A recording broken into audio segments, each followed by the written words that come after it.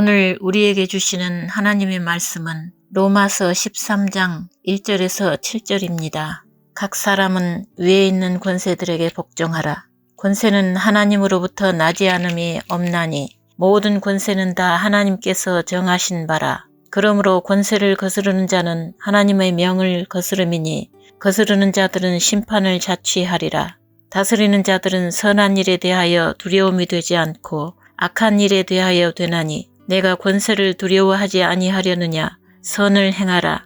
그리하면 그에게 칭찬을 받으리라. 그는 하나님의 사역자가 되어 내게 선을 베푸는 자니라. 그러나 내가 악을 행하거든 두려워하라. 그가 공연히 칼을 가지지 아니하였으니 곧 하나님의 사역자가 되어 악을 행하는 자에게 진노하심을 따라 보응하는 자니라. 그러므로 복종하지 아니할 수 없으니 진노 때문에 할 것이 아니라 양심을 따라 할 것이라. 너희가 조세를 바치는 것도 이로 말미암음이라. 그들이 하나님의 일꾼이 되어 바로 이 일에 항상 힘쓰느니라. 모든 자에게 줄 것을 주되 조세를 받을 자에게 조세를 바치고 관세를 받을 자에게 관세를 바치고 두려워할 자를 두려워하며 존경할 자를 존경하라. 아멘.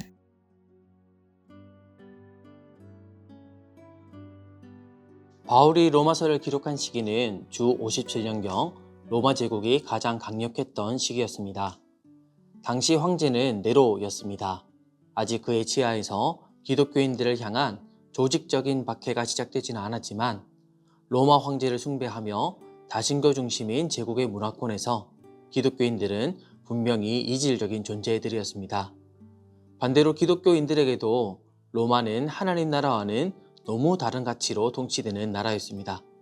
그런데 바울은 바로 그 제국의 심장부인 로마에 있는 성도들에게 이렇게 편지를 보냅니다. 본문 1절입니다.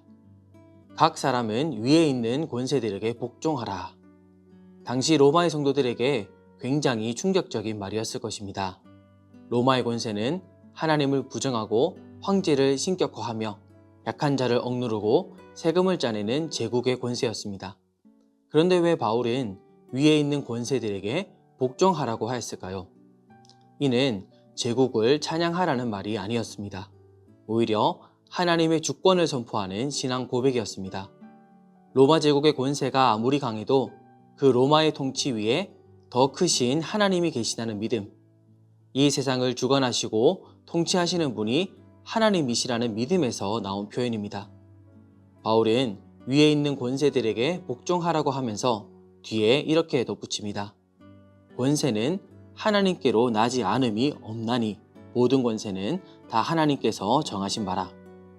하나님께서는 세상의 질서를 세우신 분이시죠. 창세기 1장에서 하나님은 혼돈과 공허 위에 말씀을 던지셨습니다. 빛이 있으라, 그 말씀이 질서를 만들었습니다. 빛과 어둠이 나뉘고 바다와 육지가 구분되었습니다. 이처럼 하나님은 혼돈 속에서 질서를 세우시는 분이십니다. 바울은 이 창조의 하나님, 통치하시는 하나님을 로마 제국의 현실 속에서 바라보고 있습니다. 당시 로마의 그리스도인들은 위에 있는 권세, 즉 로마의 권세에 복종해야 했습니다. 그러나 로마의 황제의 권세에 복종하는 것이 아닙니다. 모든 권세는 궁극적으로 하나님께 종속되어 있기에 인간 권력이 아닌 하나님께 복종하는 것입니다. 본문 2절은 이렇게 말씀합니다. 그러므로 권세를 거스르는 자는 하나님의 명을 거스름이니 거스르는 자들은 심판을 자취하리라. 세상 권세에 복종해야 하는 것은 하나님께서 세상에 두신 질서를 인정하는 것입니다. 하나님께서는 질서의 하나님이십니다. 하나님께서는 사회적, 도덕적, 영적 질서 안에서 인류가 살아가게 하셨습니다. 그런 의미에서 세상 권세에 대한 복종은 무조건적인 정치적 순응이 아니라 하나님의 창조 질서를 인정하는 하나님의 통치에 대한 복종인 것입니다. 본문 3절과 4절은 세상 권세가 존재하는 이유를 설명합니다. 3절은 다스리는 자들은 선한 일에 대하여 두려움이 되지 않고 악한 일에 대하여 되나니 라고 말씀하고 4절은 위정자들에 대해 그는 하나님의 사역자가 되어 내게 선을 베푸는 자니라 라고 말씀합니다. 하나님이 세우신 권세의 본래 목적은 이렇게 선을 장려하고 악을 억제하는 것입니다. 칼빈은 이 구절을 주석하며 기독교 강요에서 이렇게 말했습니다. 하나님은 사람의 악함 때문에 통치자들을 세우셨다. 그들이 정의를 지키도록 함으로써 인간 사회가 파멸되지 않게 하셨다.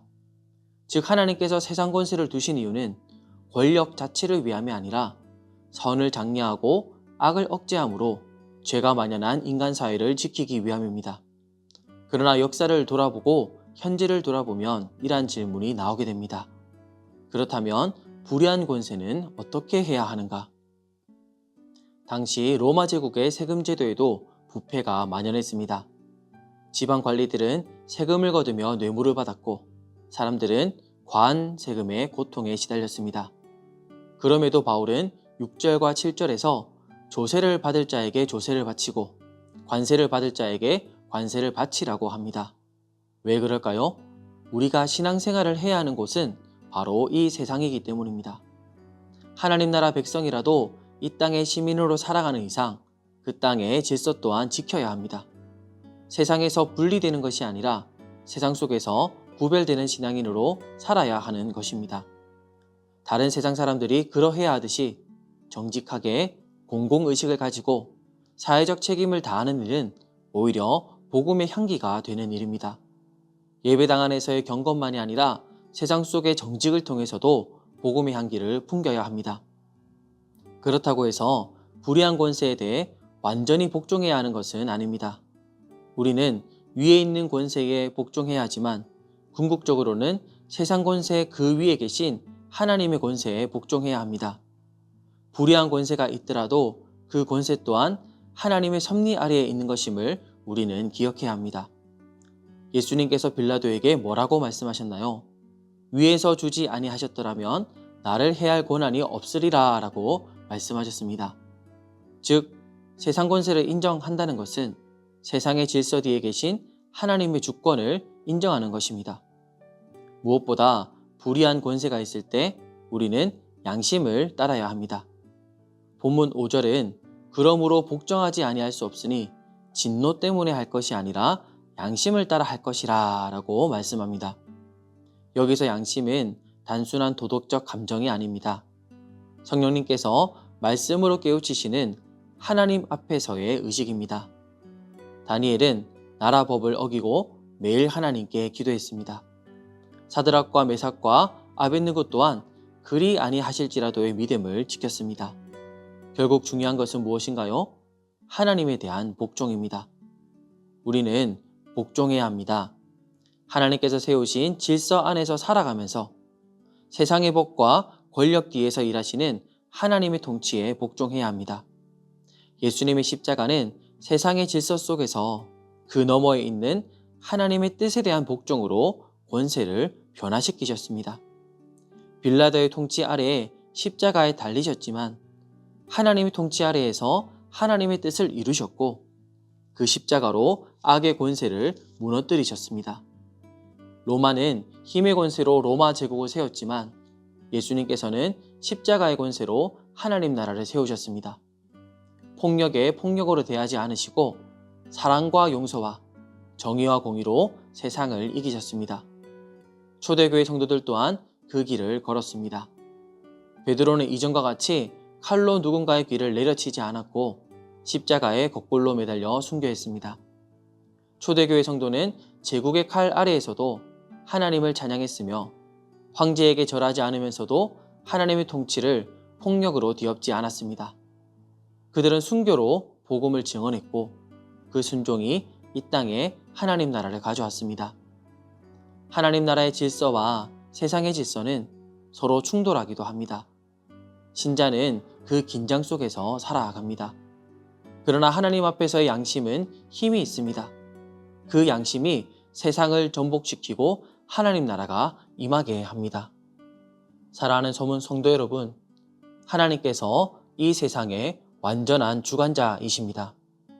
세상의 권세 속에서 정직과 구별된 삶으로 복음의 향기를 드러냅시다.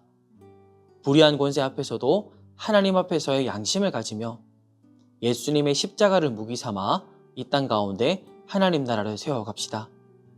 다니엘과 베드로와 초대교회 성도가 먼저 살았던 믿음의 유산을 이어받아 세상 속에서 하나님께 복종하는 삶을 살아갑시다.